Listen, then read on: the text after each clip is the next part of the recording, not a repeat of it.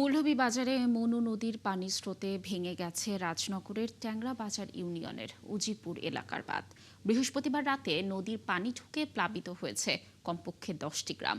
দুর্ভোগে পড়েছেন কয়েক হাজার বাসিন্দা। দর্শক, সেখানকার আরো খবর জানাতে আমাদের সাথে যুক্ত হচ্ছেন সহকর্মী আহমেদ ফারুক মিল্লাদ। এখন পর্যন্ত কতগুলো গ্রাম প্লাবিত হয়েছে? মানুষের দুর্ভোগের কি খবর রয়েছে সর্বশেষ জানাবেন, এবং সাময়িকভাবে বাঁধের ভাঙন ঠেকাতে কোনো ব্যবস্থা নেওয়া হয়েছে কিনা প্রশাসন থেকে জানাবেন বিস্তারিত। লাবণী, আপনাকে ধন্যবাদ। আসলে গত 2-3 দিন ধরে বৃষ্টিপাত হচ্ছিল, কিন্তু বন্যা দেখা দেবে এমনটা কিন্তু ছিল না, পানি উন্নয়ন বোর্ড বলেছিল। কিন্তু গতকালকে হঠাৎ করে মৌলভীবাজার জেলার এটা রাজনগর উপজেলার ট্যাংরা বাজার ইউনিয়নের যে উজিরপুর একটি বাঁধ আছে, সেটি বাঁধ আসলে বাঁধটি খুব একটা মেরামত ছিল না, আগে থেকে ছিল, এবং সেই বাঁধটি মূলত ভেঙে যায়। এবং আমি এখন দাঁড়িয়ে আছি, তবে দেখতে পাচ্ছেন এটা উজিরপুর যাওয়ার আগে, বাঁধে যাওয়ার আগে, যাওয়ার তো সুযোগ নেই।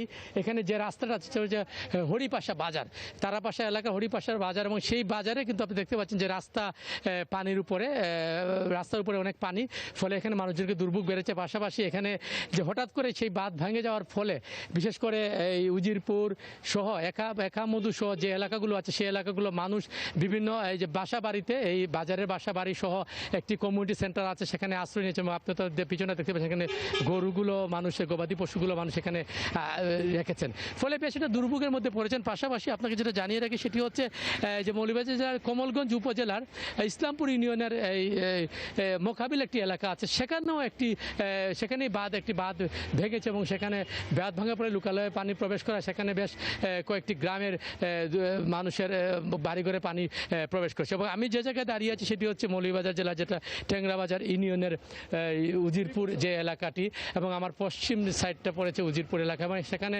একামধুষ যে এলাকাটি রয়েছে, সেই এলাকাতে লোকজন যেটা বলেছে সেটা হচ্ছে এই বাঁধটি কখনো কোনো সময় মেরামত করা হয়নি, এবং একটি বেশ ঝুঁকিপূর্ণ এলাকা, ফলে বাঁধটি গতকালকেই ভেঙে যায় এবং বেশ তীব্র স্রোতে পানি ঢুকে, ফলে এখানকার প্রায় কয়েক হাজার মানুষ পানিবন্দীও পড়েছেন।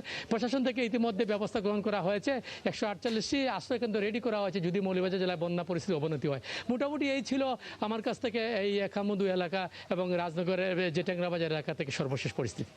ধন্যবাদ আমাদের সাথে যুক্ত থাকার জন্য। দর্শক, যেমনটি জানাচ্ছিলাম যে মনু নদীর পানির স্রোত ভেঙে 10টি গ্রাম প্লাবিত হয়েছে। সর্বশেষ তথ্য জানাচ্ছিলেন সহকর্মী।